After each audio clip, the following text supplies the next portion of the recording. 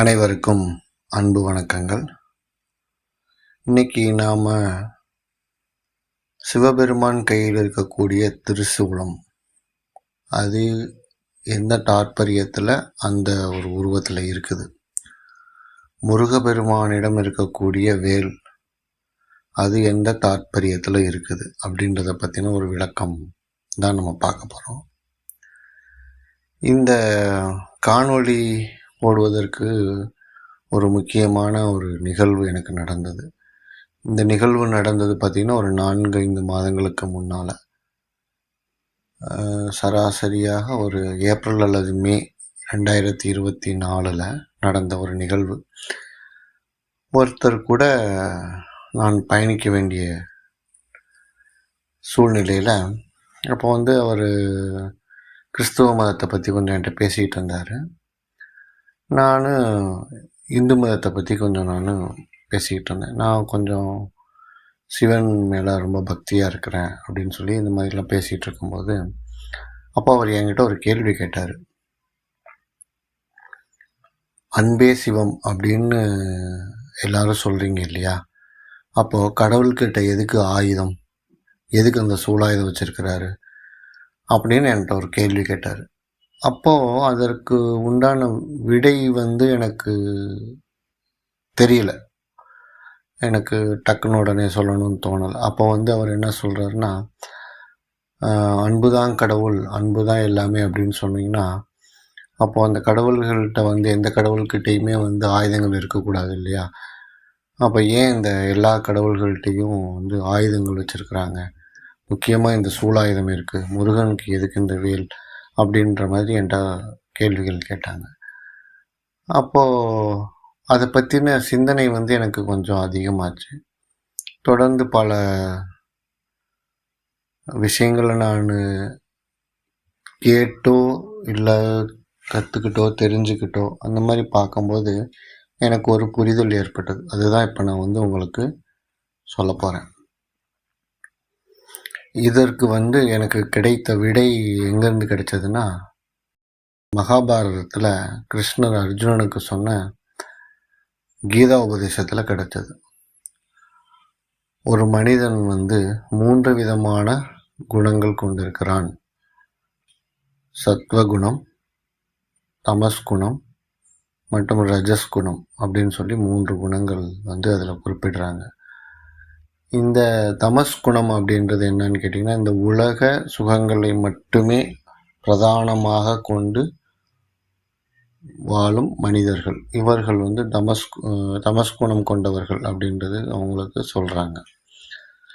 இவர்களுக்கு நியாயம் அநியாயம் அதை பற்றின கவலை அவங்களுக்கு இருக்காது. அவர்கள் இந்த உலகத்தில் தான் கண் முன்னால் பார்க்கக்கூடிய விஷயங்களில் அவர்களுக்கு எதன் மேல் ஆசை இருக்கிறதோ அதற்காகவே வாழ்வாங்க. அவ்வளோதான் அவங்களுக்கு தெரியும். அவர்களுக்கு ஞான போதனைகள் எல்லாம் வழங்குறதுனால எந்த பிரயோஜனமும் கிடையாது. இந்த ஜென்மத்தில் அவர்களுடைய அறிவும் ஞானமும் அதை மட்டுமே சிந்திக்கும், அவ்வளோதான். அதை பற்றி அதுக்கப்புறம் அது மேற்கொண்டு நம்ம என்ன சொன்னாலும் அவங்களுக்கு அது புரியாது. இப்படிப்பட்டவர்கள் தமஸ்குணம் கொண்டவர்கள் அப்படின்னு சொல்கிறாங்க. அடுத்து ரஜஸ்குணம் அப்படின்னா, அவர்களுக்கு நியாய தர்மங்கள் என்னன்னு தெரியும், உண்மை நிலை என்னன்னு தெரியும், அன்பு, எல்லா விஷயங்களுமே அவர்களுக்கு தெரியும். ஆனால் அவர்கள் அதை பின்பற்ற மாட்டார்கள். அவர்கள் தெரிந்திருந்தும் தவறுகள் மட்டுமே செய்வாங்க. இவர்கள் ரஜஸ்குணம் கொண்டவர்கள் அப்படின்னு சொல்கிறாங்க. இந்த சத்வகுணம் கொண்டவர்கள் அப்படின்றது சாத்வீக குணம் கொண்டவர்கள் இப்படின்னு 2 விதமாக சொல்லுவாங்க. இந்த சத்வகுணம் கொண்டவர்கள் எப்பயுமே அன்பும் கருணையும் தாய் உள்ளமும் அர்ப்பணிப்பும் கொண்டவர்களாக இருப்பார்கள். அவர்களுக்கு அவ்வளோ சீக்கிரம் கோபம் அப்படின்றது வராது. ரொம்ப அமைதியாகவும் அனைவருக்கும் உதவும் மனப்பான்மையோடு தான் இருப்பாங்க. அவர்கள் ஒரு முடிவு எடுக்கும் பட்சத்தில் அதில் நிறைய நியாய தர்மங்கள் அதில் அடங்கியிருக்கும். இதுதான் சத்வகுணம் அப்படின்னு சொல்கிறாங்க. இந்த திரிசூலத்தில் இருக்கக்கூடிய 3 பகுதிகள் இருக்கு இல்லைங்களா, இடப்பக்கமாக ஒரு வளைவு ஒன்று வரும், அது வந்து வெளிநோக்கியதாக இருக்கும். அதே மாதிரி வலப்பக்கமாக ஒரு வளைவு இருக்கும், அது வந்து வெளிநோக்கியதாக இருக்கும். நடுவில் இருக்கக்கூடியது மேல் நோக்கியதாக இருக்கும். இதுதான் திரிசூலத்தினுடைய அமைப்பு. இந்த படத்தில் பார்த்தீங்கன்னா உங்களுக்கு தெரியும்.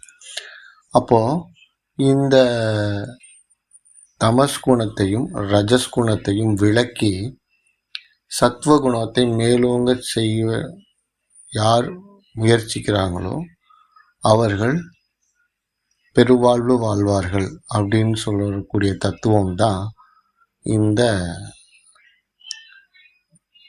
சூலாயுதத்தின் தத்துவம்.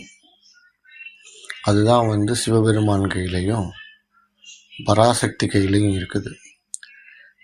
மற்ற கடவுள்கள் பார்த்திங்கன்னா இப்போ விஷ்ணுக்கிட்டேயோ லக்ஷ்மிக்கிட்டேயோ இல்லை வந்து பிரம்மதேவர்கிட்டையோ இல்லை வந்து சரஸ்வதிக்கிட்டேயோ இந்த சூலாயுதத்தை நம்ம பார்க்க முடியாது. ஏன் அவர்களிடம் மட்டும் இருக்குது அப்படின்னா, இந்த ஆன்மாவை செம்மைப்படுத்தும் நிலையில், அதாவது இந்த தமஸ்குணத்தையும் ரஜஸ்குணத்தையும் அழித்து சத்வகுணத்தை மேலோங்க செய்வது தான் அந்த சிவபெருமான், அதாவது ருத்ரனின் தொழிலாக நமது முன்னோர்களும் பெரியோர்களும் ஞானியர்களும் முனிவர்களும் அதை சித்தரிக்கிறாங்க. ஸோ அதற்கான ஒரு அடையாள சின்னமாகத்தான் இந்த திரிசூலம் என்பது இருக்குது. சரி, முருகனிடம் ஏன் இந்த வேல் இருக்கிறது அப்படின்னு கேட்டிங்கன்னா, இந்த முருகன் அப்படின்னு சொல்லக்கூடியவர் ஞானத்தின் பிறப்பிடம் அப்படின்னு சொல்லுவோம். அதாவது நம்ம சிவன் கதைகள்லையும் இல்லை வந்து முருகனுடைய புராணங்கள் இதிலெல்லாம் பார்த்தோம்னா, முருகன் தோன்றியது சிவபெருமானுடைய நெற்றிக்கண்ணிலிருந்து உதித்தவர் முருகன் அப்படின்னு சொல்கிறாங்க. இப்போது தியான அடிப்படையில் நம்ம பார்க்கும்போது 6வது சக்கரமாக இருக்கக்கூடிய துரியம் அப்படின்னு சொல்கிறோம். அந்த துரியம் தான் 3வது கண், அதுதான் நெற்றிக்கண் அப்படின்னு சொல்கிறோம். இந்த துரியத்துக்கு இன்னொரு பெயர் ஆங்யா அப்படின்னு நம்ம சொல்கிறோம். இதில் இருந்து இந்த நெற்றிக்கண்ணிலிருந்து உதித்தவர் தான் இந்த முருகபெருமான். சிவபெருமானுடைய நெற்றிக்கண்ணிலிருந்து உதித்த அந்த தீப்பொறிகள் 6 பொறிகளாக பூமியில் விழுந்து அது வந்து ஒரு தாமரையில் போய் விழுகுது. அங்கு வந்து குழந்தைகளாக அது உருவெடுக்குது. அந்த குழந்தைகளை கார்த்திகை பெண்கள் எடுத்து வளர்க்குறாங்க. இப்படி வந்து அது ஒரு வரலாறு அங்கே போகும். ஓகே, அப்போ அந்த முருகன் என்பவரின் மொத்த உருவம் என்ன அப்படின்னு பார்த்தீங்கன்னா, நெற்றிக்கண் என்பது ஞானம், ஞானத்தின் முதிர்ந்த நிலை தான் 3வது கண், நெற்றிக்கண் அப்படின்னு சொல்லக்கூடியது இது. அந்த நெற்றிக்கண்ணிலிருந்து உதித்தக்கூடிய அந்த சுடர் ஒளி அதுதான் முருகன் அப்படின்னு சொன்னோம்னா, அப்போ முருகனே மொத்த ஞானத்தின் மொத்த உருவமாகத்தான் முருகன் இருக்கிறார். அப்போ அவருடைய வேல் எப்படி இருக்குதுன்னு சொல்கிறாங்கன்னா, வேலினுடைய தத்துவம் நிறைய பேர்த்துக்கு தெரியும். என்னன்னு பார்த்தீங்கன்னா, அந்த ஞானமுடையது கூர்மையானதாக இருக்கணும். அந்த கூர்மையிலிருந்து அப்படியே கொஞ்சம் கீழே வந்தோம்னா அந்த வேலுனுடைய வடிவம் வந்து கீழே வந்து கொஞ்சம் அகலமாகும். அகலமாக இருக்கிறது அப்படின்றது வந்து விரிந்து இருக்கணும்.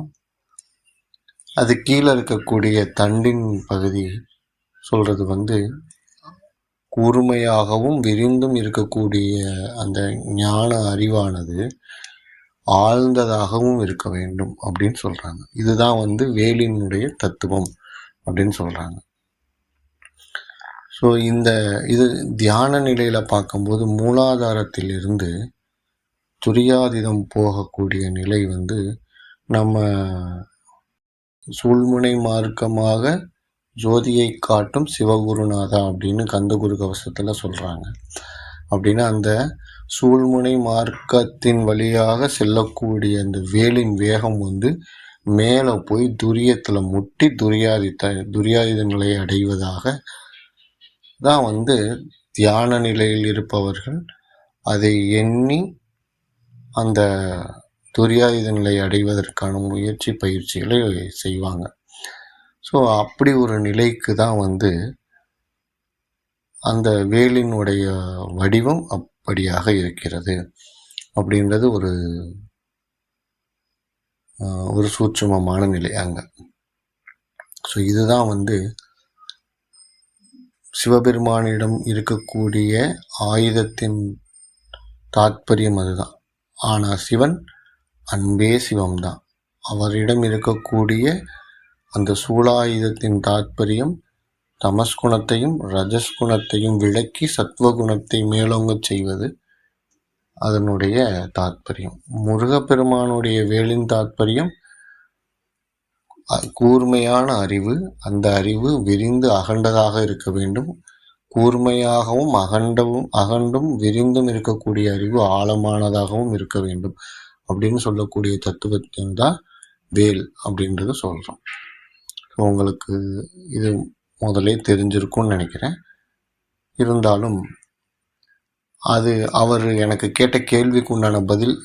நான் எல்லா விஷயங்களும் உங்களோட பகிர்ந்திருக்கிற மாதிரி இதையும் நான் உங்ககிட்ட பகிர்ந்ததில் எனக்கு ஒரு சிறு மன மகிழ்ச்சி, அவ்வளோதான். இது உங்களுக்கு புதிதாக இருந்தால் மிக்க நன்றி. ஆல்ரெடி தெரிஞ்சிருந்தால் நான் சரியாக சொல்லியிருந்தேன்னா எனக்கு ஒரு நன்றி சொல்லணும், ஒரு சின்ன கமெண்ட் சொல்லணும். நான் சரியான வழியில் தான் அது தெரிஞ்சிருக்கிறேன் அப்படின்றது எனக்கு ஒரு மன திருப்தியாக இருக்கும். அனைவருக்கும் நன்றி, வணக்கம்.